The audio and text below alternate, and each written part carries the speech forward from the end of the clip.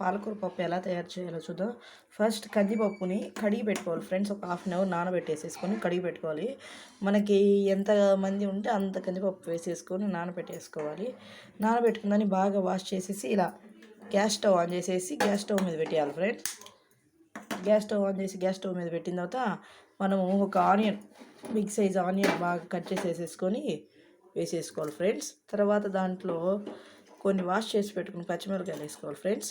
ఇప్పుడు వేసేసి దీన్ని బాగా ఉడకనివ్వాలి ఫ్రెండ్స్. కొంచెంసేపు ఉడికిన తర్వాత పసుపు వేయాలి ఫ్రెండ్స్.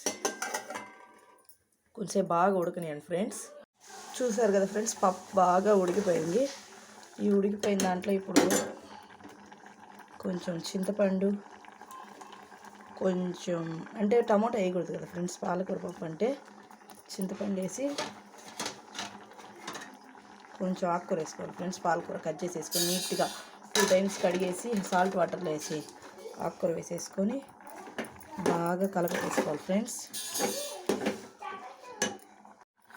మనం ఆకుకూర వేసాం కదా, బాగా కలిపెట్టేసాను ఫ్రెండ్స్. ఇప్పుడు దీంట్లో 1 టేబుల్ స్పూన్ పసుపు వేస్తాను ఫ్రెండ్స్.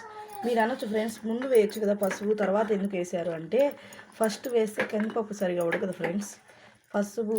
కందిపప్పు ఉడికిన తర్వాత పసుపు వేస్తే బాగుంటుంది ఫ్రెండ్స్. కందిపప్పు బాగా ఉడుకుతుంది ఫ్రెండ్స్, అందువల్ల ఫ్రెండ్స్. ఇప్పుడు మనం పసుపు కూడా వేసి బాగా కలబెట్టాలి ఫ్రెండ్స్. దీన్ని ఇప్పుడు బాగా దీంట్లో కొంచెం వాటర్ వేయాలి ఫ్రెండ్స్, ఎందుకంటే ఎసురు కొంచెం ఉంది కదా. కొంచెం వాటర్ వేసేసి బాగా కలబెట్టేసేసి మూత పెట్టేయాలి ఫ్రెండ్స్. ఇది బాగా మెత్తగా అయిపోవాలి ఫ్రెండ్స్. ఆకు కూడా చూసారు కదా ఫ్రెండ్స్, ఆకు పప్పు మెత్తగా ఉడికిపోయి, ఆకు కూడా బాగా మెత్తగా ఉడికిపోయింది ఫ్రెండ్స్.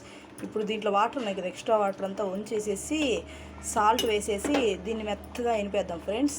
చూసారు కదా ఫ్రెండ్స్, వాటర్ మొత్తం వంపేసేసాము. ఇప్పుడు దీంట్లో కొంచెం ఉప్పు వేసేసి దీన్ని మెత్తగా పప్పు గుత్తుతో ఇనిపేద్దాం ఫ్రెండ్స్. చూసారు కదా ఫ్రెండ్స్, పప్పు గుత్తుతో మెత్తగా ఇనిపేసాం ఫ్రెండ్స్. ఇప్పుడు ఆల్రెడీ వాటర్ తీసేసాం కదా, ఎక్స్ట్రా వాటర్, ఆ వాటర్ మొత్తం దీంట్లో పోసేద్దాం ఫ్రెండ్స్. ఇప్పుడు తాలింపు పెట్టేసుకుందాం ఫ్రెండ్స్ ఈ పప్పుని. చూసారు కదా ఫ్రెండ్స్, మనం గ్యాస్ స్టవ్ ఆన్ చేసేసి గిన్నె పెట్టేసాం ఫ్రెండ్స్ పప్పు తాలింపుకి. ఇప్పుడు దీంట్లో ఒక 2 టేబుల్ స్పూన్ ఆయిల్ వేసుకోవాలి ఫ్రెండ్స్. ఆయిల్ వేసుకుంటే ఆయిల్ హీట్ అయ్యి ఉండాలి ఫ్రెండ్స్. చూడండి ఫ్రెండ్స్, ఆయిల్ హీట్ అయిపోయింది. ఇప్పుడు మనం ఒక 3 ఒట్టిమిరపకాయలు వేసుకున్నాం ఫ్రెండ్స్. 3 ఒట్టిమిరపకాయలు ఇట్లా తుంచేసేసుకోవాలి ఫ్రెండ్స్. అలాగే మనం ఒక తెల్లబాయలు 4 తెల్లబాయలు తీసుకోండి ఫ్రెండ్స్. దాన్ని సన్నగా కట్ చేసేయాలి ఫ్రెండ్స్. అట్లే వేస్తే పగులుతాయి ఫ్రెండ్స్, అవి ఇంటి మీద పడతాయి. వేసేసాను ఫ్రెండ్స్.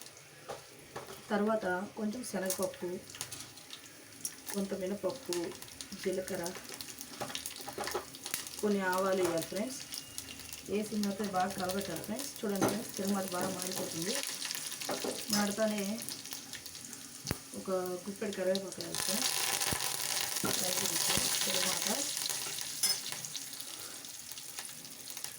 చూసారు కదా ఫ్రెండ్స్, తిరగమాత వేసేసాం కదా. ఈ తిరగమాత వేసిన దాన్ని పప్పులో వేసేద్దాం సార్ ఫ్రెండ్స్.